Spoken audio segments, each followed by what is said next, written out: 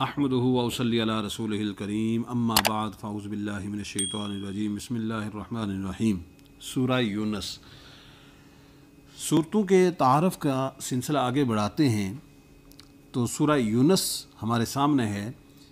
سورہ یونس کا تعارف پیش کرتے ہیں۔ حضرت عبداللہ ابن عباس رضی اللہ تعالیٰ عنہما فرماتے ہیں کہ سورہ یونس مکیہ ہے، البتہ اس کی 3 آیتیں فَإِن كُنْتَ فِي شَكٍّ سے لے کر لا يُؤْمِنُ تک مدینہ منورہ میں نازل ہوئیں۔ البحر المحیط۔ اس صورت کے اندر 11 رکوع اور 109 آیتیں ہیں۔ اس صورت کا نام رکھنے کی وجہ یہ ہے کہ اس صورت کی آیت نمبر 98 میں اللہ تعالیٰ کے نبی حضرت یونس علیہ السلام کی قوم کا واقعہ بیان کیا گیا ہے کہ جب انہیں حضرت یونس علیہ السلام نے عذاب کی وعید سنائی اور خود وہاں سے تشریف لے گئے تو ان کے جانے کے بعد عذاب کے آثار دیکھ کر وہ لوگ ایمان لے آئے اور انہوں نے سچے دل سے توبہ کی تو ان سے عذاب اٹھا لیا گیا۔ اس واقعے کی مناسبت سے اس سورت کا نام سورہ یونس رکھا گیا۔ احادیث مبارکہ میں بھی سورہ یونس کا ذکر ملتا ہے۔ حضرت عبداللہ بن عمر رضی اللہ تعالیٰ عنہما فرماتے ہیں کہ ایک شخص نے بارگاہ رسالت صلی اللہ علیہ وسلم میں حاضر ہو کر عرض کیا کہ یا رسول اللہ صلی اللہ علیہ وسلم مجھے قرآن سکھا دیجیے۔ ارشاد فرمایا الف لام را سے شروع ہونے والی 3 صورتیں پڑھ لو۔ اس نے عرض کی یا رسول اللہ صلی اللہ علیہ وسلم میری عمر بہت ہو چکی، میرا دل سخت ہو گیا اور زبان موٹی ہو گئی ہے۔ ارشاد فرمایا تو حامیم سے شروع ہونے والی 3 صورتیں پڑھ لو۔ اس نے پھر وہی عرض کیا تو حضور اقدس صلی اللہ علیہ وسلم نے ارشاد فرمایا مسبحات میں سے یعنی تسبیح سے شروع ہونے والی صورتوں میں سے 3 صورتیں پڑھ لو۔ اس نے پھر وہی عذر پیش کیا اور عرض کی کہ یا رسول اللہ صلی اللہ علیہ وسلم مجھے کوئی جامع صورت سکھا دیجئے۔ رسول کریم صلی اللہ علیہ وسلم نے اسے اذا زلزلت الارض زلزالہا والی صورت سکھا دی۔ اس سے فارغ ہونے کے بعد اس شخص نے عرض کیا اس ذات کی قسم جس نے حق کے ساتھ آپ کو مبعوث فرمایا میں کبھی اس پر اضافہ نہیں کروں گا۔ اس کے چلے جانے کے بعد حضور پر نور صلی اللہ علیہ وآلہ وسلم نے 2 مرتبہ یہ ارشاد فرمایا کہ یہ چھوٹا سا آدمی نجات پا گیا۔ ابو داؤد شریف۔ سورہ یونس کے مضامین کی طرف آتے ہیں۔ اس میں اللہ تعالیٰ کی وحدانیت، نبی کریم صلی اللہ علیہ وسلم کی نبوت، مرنے کے بعد دوبارہ زندہ کیا جانے اور اعمال کی جزا اور سزا ملنے کو مختلف دلائل سے ثابت کیا گیا ہے۔ قرآن مجید میں ایمان لانے کی دعوت دی گئی ہے۔ اس کے علاوہ بھی بہت سے مضمون بیان ہوئے ہیں۔ مشرکین کے عقائد کو بیان کیا گیا اور نبی کریم صلی اللہ علیہ وسلم کی نبوت کا انکار کرنے والوں کے 5 شبہات کا ذکر کر کے ان کا رد کیا گیا۔ اللہ تعالیٰ کی عظمت پر دلالت کرنے والے اس کی قدرت کے آثار ذکر کیے گئے۔ دنیاوی زندگی کی مثال بیان کر کے اس میں غور کرنے کی ترغیب دی گئی۔ کفار کو قرآن پاک جیسی ایک صورت بنا کر دکھانے کا چیلنج کیا گیا۔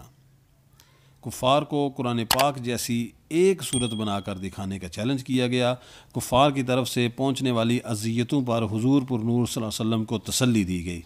قرآن پاک کی صداقت کو ثابت کرنے اور عبرت اور نصیحت کے لیے حضرت نوح علیہ السلام اور ان کی قوم کا واقعہ، حضرت موسیٰ علیہ السلام اور ان کی قوم کا واقعہ اور حضرت یونس علیہ السلام اور ان کی قوم کا واقعہ بیان کیا گیا۔ اس صورت کے آخر میں بیان کیا گیا کہ اللہ تعالیٰ کی شریعت اور قرآن پاک کے احکامات پر عمل کرنے میں انسانوں کی اپنی ہی بہتری ہے۔ سورہ یونس کی اپنے سے ماقبل سورت توبہ کے ساتھ مناسبت یہ ہے کہ سورہ توبہ کا اختتام نبی کریم صلی اللہ علیہ وسلم کے اوصاف کے اوپر ختم ہوا، اوصاف کے بیان پر ہوا، اور سورہ یونس کی ابتدا میں نبی کریم صلی اللہ علیہ وسلم پر نازل کی جانے والی وحی پر ہونے والے شکوک و شبہات کا رد کیا گیا۔ اسی طرح سورہ توبہ میں زیادہ تر منافقین کے احوال اور قرآن پاک کے بارے میں ان کا موقف بیان کیا گیا، جبکہ سورہ یونس میں کفار و مشرکین کے احوال اور قرآن پاک کے بارے میں ان کے اقوال کو بیان کیا گیا ہے۔ اس کے بعد اگلی صورت ہمارے پاس سورہ ہود ہے۔ سورہ ہود کا بھی تعارف پیش کرتے چلتے ہیں۔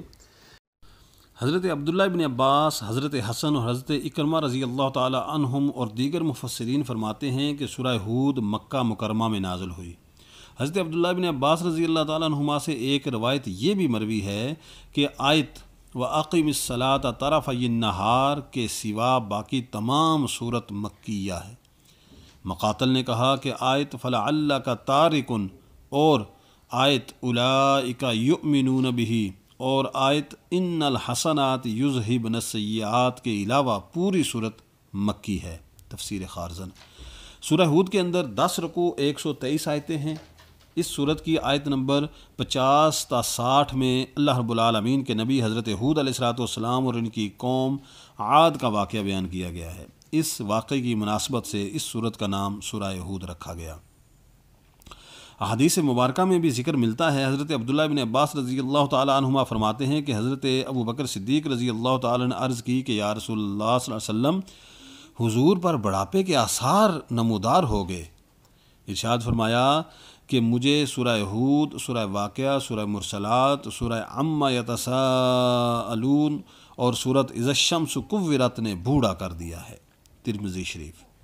غالباً یہ اس وجہ سے فرمایا کہ صورتوں میں قیامت، مرنے کے بعد اٹھائے جانے، حساب اور جنت اور دوزخ کا ذکر ملتا ہے۔ تفسیر خارزن۔ حضرت عبداللہ بن عمر رضی اللہ تعالی عنہما سے روایت ہے کہ حضور نبی علیہ الصلوۃ والسلام نے ارشاد فرمایا کہ جسے یہ بات پسند ہو کہ وہ قیامت کے دن کو اس طرح دیکھے گویا کہ وہ نگاہوں کے سامنے ہے، تو اسے چاہیے کہ سورۃ اذا الشمس کورت اور سورۃ اذا السماء انفطرت اور سورۃ اذا السماء انشقت پڑھ لے۔ حضرت عبداللہ بن عمر رضی اللہ تعالیٰ عنہما فرماتے ہیں کہ میرا گمان ہے کہ رسول اللہ صلی اللہ علیہ وسلم نے سورہ ہود پڑھنے کا بھی حکم فرمایا۔ مسند امام احمد۔ حضرت کعب رضی اللہ تعالیٰ سے مروی ہے کہ رسول اللہ صلی اللہ علیہ وسلم نے ارشاد فرمایا کہ جمعے کے دن سورہ ہود پڑھا کرو۔ شعب الایمان۔ سورہ ہود کے مضامین کی طرف آتے ہیں تو اس میں سورہ یونس کی طرح توحید، رسالت، مرنے کے بعد دوبارہ زندہ کیے جانے اور قیامت کے دن اعمال کی جزا ملنے کو دلائل کے ساتھ بیان کیا گیا ہے۔ اس کے علاوہ اس صورت میں مزید بھی مضمون مذکور ہیں۔ قرآن پاک کی اللہ تعالیٰ کی طرف سے نازل ہونے کو دلیل کے ساتھ ثابت کیا گیا۔ آسمان و زمین اور اس میں موجود منافع پیدا کرنے کی حکمت بھی بیان کی گئی، اور اس سے مقصود نیک اور گنہگار انسانوں میں امتیاز کرنا ہے۔ مصیبت اور آسانی میں مومن اور کافر کی فطرت کا موازنہ کیا گیا کہ مومن مصیبت آنے پر صبر کرتا ہے اور آسانی ملنے پر شکر کرتا ہے، جبکہ کافر نعمت ملنے پر تکبر اور غرور کرتا ہے، جبکہ مصیبت کی حالت میں بڑا مایوس اور ناشکرا ہو جاتا ہے۔ ہر انسان کی فطرت مختلف ہے، حتیٰ کہ دین قبول کرنے میں بھی ہر ایک کی فطرت جداگانہ ہے۔ کفار کی طرف سے پہنچنے والی اذیتوں پر اللہ تعالیٰ نے اپنے حبیب صلی اللہ علیہ وسلم کی تسلی کے لیے سابقہ انبیاء علیہ السلام کے واقعات کو بیان کیا، اور ان واقعات میں تمام مسلمانوں کے لیے عبرت اور نصیحت ہے۔ چنانچہ اس صورت میں حضرت نوح علیہ السلام اور ان کی قوم کا واقعہ، حضرت ہود علیہ السلام اور ان کی قوم عاد کا واقعہ، حضرت صالح علیہ السلام اور ان کی قوم ثمود کا واقعہ، حضرت ابراہیم علیہ السلام اور ان کے مہمان فرشتوں کا واقعہ، حضرت لوط علیہ السلام کا واقعہ، حضرت شعیب علیہ السلام کا واقعہ، اور حضرت موسیٰ علیہ السلام کا فرعون کے ساتھ واقعہ بیان کیا گیا۔ انبیاء کرام علیہ السلام اور ان کی قوموں کے واقعات بیان کرنے سے حاصل ہونے والی عبرت اور نصیحت کا بیان کیا گیا ہے۔ دین میں استقامت کا حکم دیا گیا اور یہ بتایا گیا کہ سرکشی بربادی کا راستہ ہے اور کفر کی طرف میلان جہنم کے عذاب کا سبب ہے۔ اسی طرح یہ مضمون بھی اسی میں شامل ہے کہ نماز کو اس کے اوقات میں قائم کرنے اور نیک اعمال پر صبر کرنے کا حکم دیا گیا ہے۔ دین کی دعوت سے اعراض کرنے والوں کو عذاب کی وعید سنائی گئی اور متقی لوگوں کے اچھے انجام کو بیان کیا گیا، جس سے واضح ہوتا ہے کہ ترغیب و ترہیب انفرادی اور اجتماعی اصلاح میں بہت فائدہ مند ہے۔ سورہ ہود کی اپنے سے ماقبل سورہ یونس کے ساتھ مناسبت یہ ہے کہ معنی، موضوع، ابتدا اور اختتام میں سورہ یونس کے موافق ہے، اور حضرت یونس علیہ السلام کے نام سے سورہ یونس میں جن اعتقادی امور اور انبیاء علیہ السلام کے واقعات کو اجمالی طور پر بیان کیا گیا ہے، سورہ ہود میں انہیں تفصیل کے ساتھ بیان کیا گیا۔ اللہ رب العالمین کی بارگاہ میں دعا ہے اللہ رب العالمین ہمیں شریعت اور قرآن کے احکامات کے مطابق زندگی بسر کرنے کی توفیق عطا فرمائے، جس میں ہماری یعنی انسانوں کی، مسلمانوں کی ہی بھلائی ہے۔ اسی طرح سورہ یونس اور سورہ ہود کے اندر جو جو احکامات نازل فرمائے گئے، اللہ رب العالمین کی بارگاہ میں دعا ہے اللہ تعالی ہمیں ان کے مطابق زندگی بسر کرنے اور تمام قرآن کو سمجھنے اور اس پر عمل کرنے کی توفیق عطا فرمائے، دین کی سمجھ اور اس پر عمل کی توفیق عطا فرمائے۔ وآخر دعوانا ان الحمد للہ رب العالمین۔ سبحان ربک رب العزت عما یصفون وسلام علی المرسلین والحمد للہ رب العالمین۔